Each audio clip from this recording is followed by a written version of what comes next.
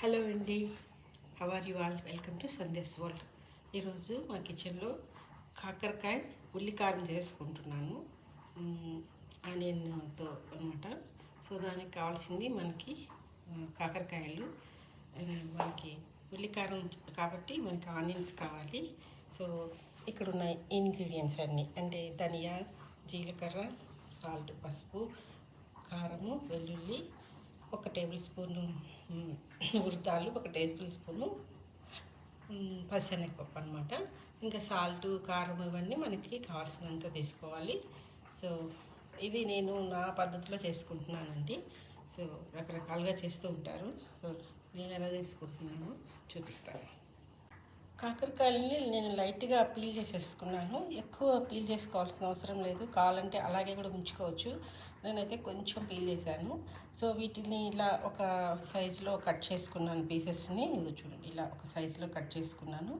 So వీటిని ఇప్పుడు మనము ఇన్సైడ్ మనకి విత్తనాలు ఉన్నాయి కదా, సీడ్స్, అవి కొంచెం రిమూవ్ చేసేసుకొని పక్కన పెట్టుకుందాము. పడేయద్దు, మనకి అవి చాలా న్యూట్రిషన్స్ ఉన్నటువంటి సీడ్స్ అవి. సో వాటిని అయితే నేను ఇలా రిమూవ్ చేసుకొని పక్కన పెట్టుకుంటాను. ఇలా సీడ్స్ అన్నీ తీసి పక్కన పెట్టుకున్నాను. సో వీటిని కొంచెం క్రష్ చేసేసి సీడ్స్ని మనం మళ్ళీ కర్రీలో వేసేసుకుంటాము. ఇప్పుడు వీటిని నేను కొంచెం సాల్టు, టర్మరిక్ వేసేసి పసుపు వేసుకొని కొంతసేపు ఒక 10 మినిట్స్ కలిపి పక్కన పెట్టుకుంటాను. ఫస్ట్ మనము కొన్ని ఇవి ఉన్నాయి కదా, జీరా, ఇవన్నీ మనం కొంచెం ఆయిల్లో ఫ్రై చేసుకోవాలి. సో నేను కొంచెం ఆయిల్ వేసుకుంటున్నాను, ఆలివ్ ఆయిల్ వేసుకున్నాను. మీకు కావాలంటే ఏ ఆయిల్ అయినా వేసుకోండి. ఈ ఆయిల్లోనే నేను ఇవి వేయించుకొని దీంతో ఆనియన్స్ కూడా వేయిస్తాను, అందుకే కొంచెం ఆయిల్ వేసుకోవాల్సి వచ్చింది. సో ఇప్పుడు వీటిలో మనకి ఉన్నటువంటి ఇవన్నీ ఉన్నాయి కదా, మినప్పప్పు, పచ్చెనగపప్పు, ధనియా, జీలకర్ర ఇవన్నీ వేసేసుకొని కొంచెం వేయించుకున్నాము. ఇవి వేయించుకొని పక్కన పెట్టేసుకొని తర్వాత ఆనియన్ను, గార్లిక్ వేయించుకోవాలి.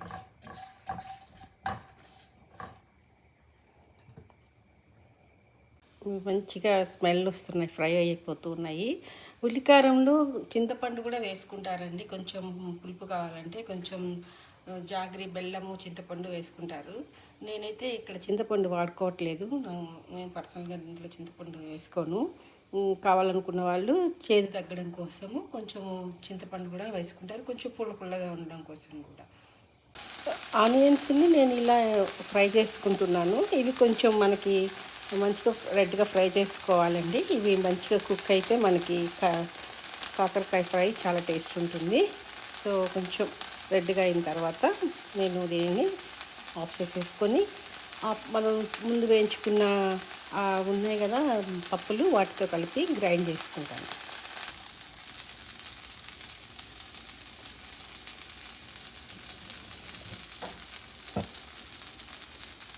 కావాల్సినంత ఆయిల్ వేసేసుకొని నేనైతే ఆలివ్ ఆయిల్ వేసేసుకున్నాను. ఇప్పుడు కాకరకాయలు తీసుకున్నాం కదా, ఇలా వీటిని మంచిగా స్క్వీజ్ చేసుకుంటే అందులో ఉన్న కొంచెం వాటర్ వచ్చేస్తాయి. స్క్వీజ్ చేసుకోకపోయినా పర్వాలేదు, కొంచెం వాటర్ కొంచెం చేతి తగ్గడం కోసం అంతే.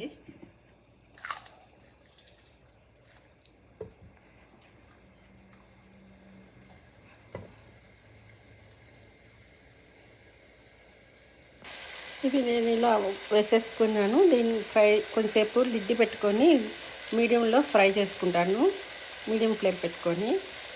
అరే హైలో పెట్టేస్తే కాకరకాయ మాడిపోతుంది. నేను ఆనియన్స్ని ఫస్ట్ ఇప్పుడు పేస్ట్ చేసుకుంటున్నాను. ముందు వేయించి పెట్టుకున్నటువంటి లెంటిల్స్ని కూడా వేసుకున్నాను. ఇప్పుడు ఇందులో నేను 1 టేబుల్ స్పూను కారం వేసుకున్నాను. సో మనకి డిపెండ్స్ అండి, ఎంత కారం తినేవాళ్ళు అంత కారం వేసుకోవచ్చు కావాల్సినంత. నా దగ్గర ఉన్న చిల్లీ పౌడర్లో అంత కారం ఉండదు. సో నేనైతే ఇప్పుడు 1 స్పూన్ వేసుకున్నాను, ఇంకొక ½ టేబుల్ స్పూన్ కూడా వేసుకుంటాను. అండ్ ఇందులో కొంచెం సాల్ట్ కూడా వేసుకొని గ్రైండ్ చేసుకోవాలి, మేక్ షూర్. ఎందుకంటే మనం ఫస్ట్ కాకరకాయలో కొంచెం సాల్ట్ వేసుకుని పెట్టుకున్నాం కదా, అది స్క్వీజ్ చేసుకుంటే ఆ వాటర్లో కొంత పొయ్యి ఉంటుంది. మళ్ళీ ఇందులో కూడా వేసుకునేటప్పుడు చూసుకొని చెక్ చేసుకొని వేసుకుందాం. లిడ్ తీసేసుకుని ఒకసారి మిక్స్ చేసేసుకున్నాము మన కాకరకాయని జాగ్రత్తగా కలుపుకుని, ఎందుకంటే ఇది రా కదా, నేను ముందు బాయిల్ చేసి పెట్టుకోలేదు, అందువల్ల మీడియంలో పెట్టుకొని మనం ఫ్రై చేసుకోవాలి. సో తిప్పుకుంటూ అన్ని వైపులా మంచిగా ఫ్రై అయ్యేలాగా చూసుకోవాలి. ఇది కొంచెం టైం పడుతుందండి ఈ కర్రీ, ఎందుకంటే ఇవి అన్నీ రా కాబట్టి కొంచెం మంచిగా లోలో పెట్టుకొని ఫ్రై చేసుకోవాలి. ఓకే, ఉన్నాయి కదండి, వాటిని కూడా వేసేసుకున్నాను. ఇప్పుడు వీటిని మనం కొంచెంసేపు ఫ్రై చేస్తే అన్ని బోత్ సీడ్స్ కానీ కాకరకాయ మంచిగా ఫ్రై అవుతుంది. నేనైతే ఇంకా సాల్ట్ అయితే చెక్ చేయలేదు, ఇప్పుడు గ్రైండ్ చేసుకున్నాను కదా పేస్ట్, అది వేసిన తర్వాత చూసి వేసుకుంటాను. ఈ లోపల కొంచెం కరివేపాకు కూడా వేసుకున్నాము. అలాగే మన గార్డెన్లోకి వెళ్ళి కొంచెం కొత్తిమీర కట్ చేసుకొని వస్తాను.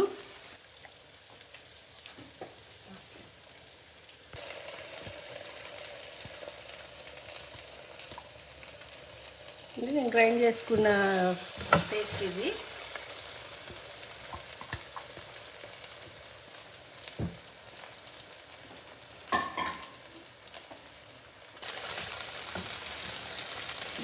ఆనియన్ పేస్ట్ ఆల్రెడీ మనం ఆనియన్స్ మంచిగా ఫ్రై చేసుకున్నాం కదా, కొంచెం వేయించుకుంటే బాగుంటుంది. లేకపోతే మళ్ళీ ఆనియన్ స్మెల్ మంచిగా అనిపించదు, ఆనియన్ వాసన వస్తుంటుంది. ఈ ఉల్లికారం అనేది బాగా వేగాలి. చూడండి, నేను బౌల్లోకి ప్లేట్లోకి సర్వింగ్ ప్లేట్లోకి చేంజ్ చేసేసుకున్నాను. మన ఆనియన్ కాకరకాయ ఉల్లికారం రెడీ అయిపోయింది. చాలా టేస్టీగా ఉంటుంది ఈ కర్రీ, చేదు అనిపించదు. చాలా ఒకవేళ కొంచెం చేదు ఉన్నా పర్వాలేదు, మనకి హెల్త్కి మంచిదే కొంచెం తీసుకుంటే. కాకపోతే దీనికి కొద్దిగా రెగ్యులర్ ఫ్రైల కంటే కొద్దిగా ఆయిల్ పడుతుంది నా ఉద్దేశంలో. సో ఇది చాలా బాగుంటుందండి టేస్ట్.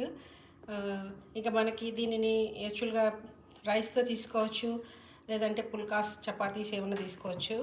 నేనైతే దీనిని ఇదిగోండి కిన్వాతో తీసుకుంటాను. చూడండి, కిన్వాతో తీసుకుంటాను విత్ కర్డ్, మన హోమ్ మేడ్ కర్డ్.